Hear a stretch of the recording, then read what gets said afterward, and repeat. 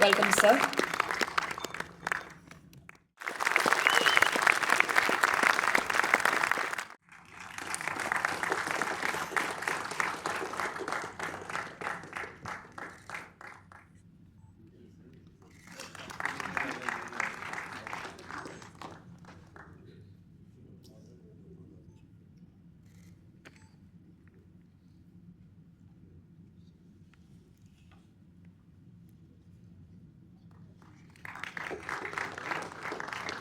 I've spoken as much and given a laborious introduction. I think we can probably start by having them both, like they do corporate activities. We can start by having them both say something about the other. I thought that might be a good place to begin from. Um, Anything that triggers a memory, something that brought you joy, the work of the other. Yeah, so I loved Nish's work, and honestly, the first time I was introduced to his music with his name. Of course, I had heard like Kirik Party, and I have heard those songs in which Rashmika is on scooty, and yeah, I have heard those songs. But first time, it struck me to find out that who this composer is when I heard the theme of Kantara. It was played to Nadaswaram, yeah. It's so haunting. It's so haunting, and that it forced me to look into him and his work, and then I realized the work I have been liking even much before Kantara. I think Greek Party was 10, 11 years back. Yeah, 10 years before that. So then I discovered him, and like me, many of my friends and people in Bombay discovered his music. And it's, I think, one of the finest film themes I have ever heard. Besides the songs, of course, songs were very popular and very, very good, but that theme, that haunted me, that still haunts me. That it's such a beautiful composition, and that actually elevates the performance of Rishabh in many places, especially in the climax. Yeah. So I am his fan first. Good evening, everybody. So thank you for your kind words. Really, I'm moved because as a fanboy, my early memory goes to the Maachis. When I heard Chappa Chappa song, immediately I was captured by the swing of the rhythm. And I back then I didn't know, I was very small kid, but that that swing, I always had that I have to do a song when I become a music director in this swing. That's how early memory goes to put you, and then I can tell all filmography was till now. When I was doing in 2014, which I got my first break, I was working on my background score. Haider movie got released. In that song, oh na, that man, that with that shell sound you have done. So my God, you can see in Olidor Kandante also we have done this thing, but we didn't know we have already done that, and we have seen already released song. So that I was so moved, okay, that we I always get connected through music, through ideas with other composers. So I was so happy to see that connection with you, and your music is so rooted. And throughout the years, you have been inspired me by composing great melodies like Dil To Bacha Hai Ji, many song, and BD Jalele kind of song also. Even many times I get often as a references to compose a song. Ajaneesh, did you end up creating that song? You said you wanted to figure out whether you could use the same beat to do something in your career. No, not the beat, the swing. I'm telling. The swing, The swing. Yeah, but from that the taste I got it. Na, see, you'll get a taste of it by listening to it. You're a clean slate when you're very as a kid. When you listen, something inspires. No, that will stay with you. One or the other way, that swing will come in those things, and you can see that influence of swing in Kantaras. with the song like Oh Bole Re Kantara, like a ding, da, da, chick, ding, chick, da, da, chick, ding. That string influence, that influence somewhere in 20 years before a composer has inspired me with that style of music. So I've seen the reflection. I guess a lot of this isn't necessarily direct, right? It goes into you deep within somewhere, Yes, and it yes. emerges in places where you can hardly expect them to. Yeah. This session, of course, is titled after Lata Mangeshkarji. Since we are referencing some of his work already, I think a lot of us have heard and enjoyed Pani Pani Re a lot of times. And, the slow bells in the beginning and how percussion slowly get in. And, there's a sound of water as well somewhere. Uh, why do you think that voice is so special, and what do you remember of making that song? Yeah, so when I was doing Maachis, that was my first, of course, my first break.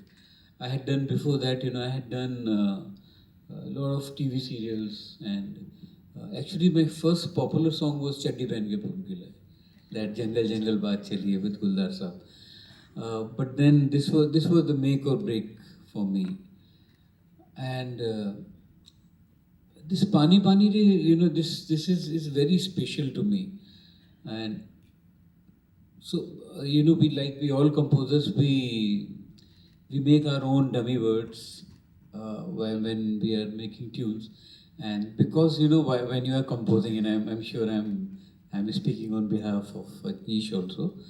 It's like catching it from the thin air. It's like that you have to keep your eyes closed, or even then open, then you can't see anything, and you have to go into a trance, and in that trance you try to capture. So when I compose, I can't have earlier. Now I'm quite free with my, even with my musicians, but earlier I should be alone in a room when I'm composing. So I composed this tune for Pani Pani Re, and the words were Rena Rena Re, Bhige Nena Re. So and Kuldar Saab being a master, he changed it to Pani Pani Re, Khare Pani Re. And for that opening thing, beside, before I come to Lataji's performance in this, uh,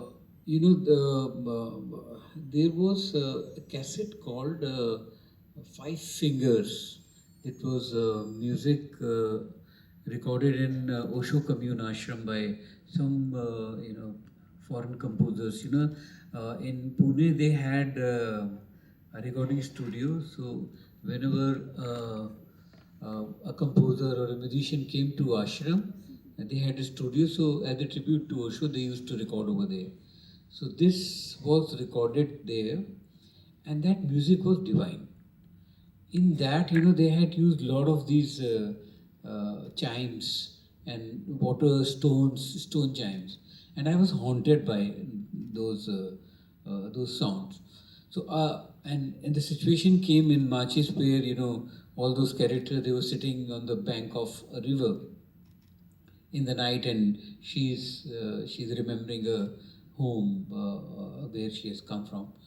So I wanted to start creating the mood from there. So that's how it came, and that was my very minimalistic approach to music, because in those days in Bollywood, though Rahman's music has come by that time, and he was using very very less instrument to bring the thump of the rhythm, and the soundscape was there.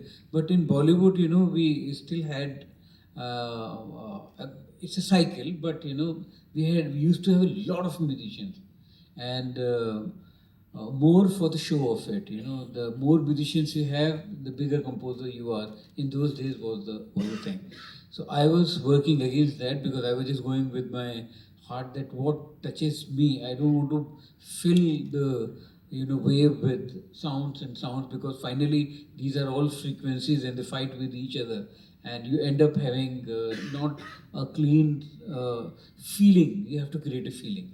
So that's how it all started, and Lata ji came to sing, and there was we'll speak about Lata. I won't speak much now, but we'll speak about Lata ji. But in this song particularly, what happened. So my phrase was.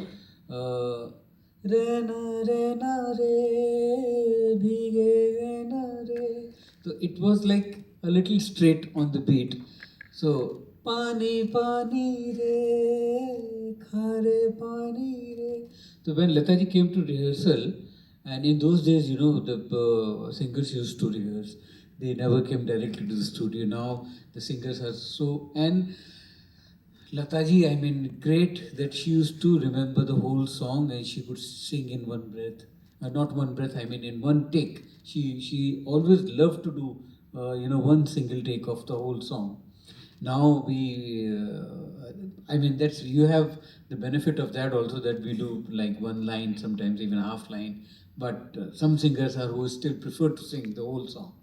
So Lataji came to when we rehearsed and she said, "Do you think that if we थोड़ा सा हम इसमें गुलाई लेके आए पानी पानी रे के phrase में?" So I asked her how. So she said, and she was a composer. She's a very good composer. Yeah, she gave her music in a Marathi film also.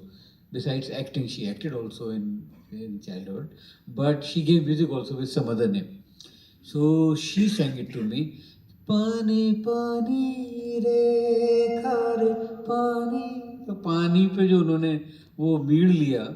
So I said, Lata ji, no, you have to share the composer's credit with me. So she said, she laughed. She said, no, I am a composer myself. Why should I share with you? I'll just remain a singer over here.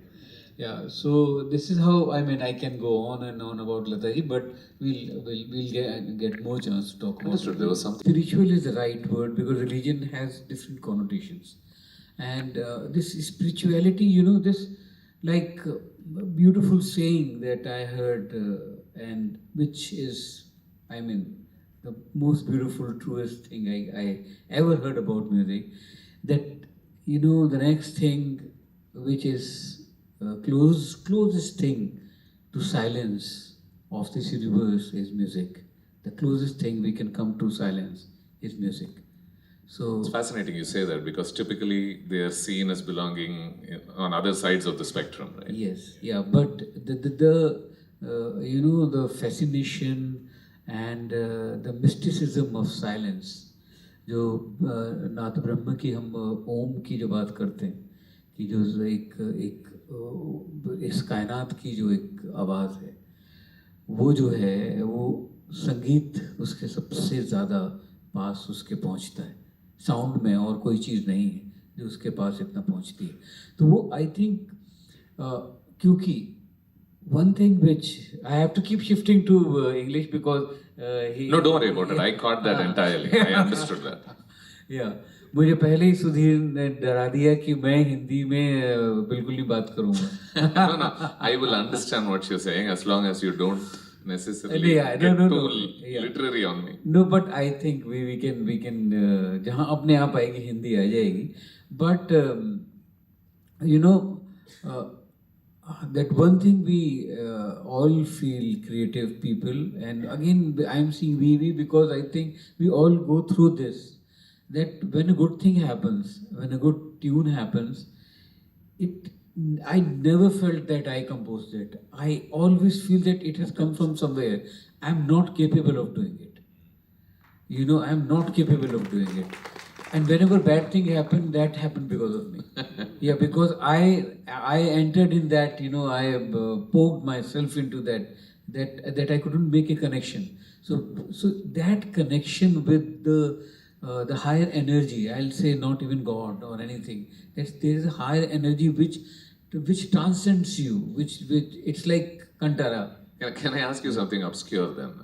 Is there a way that you make yourself accessible to that energy? Do you feel like in certain phases of your life you're not quite receiving these tracks that you say flow through you?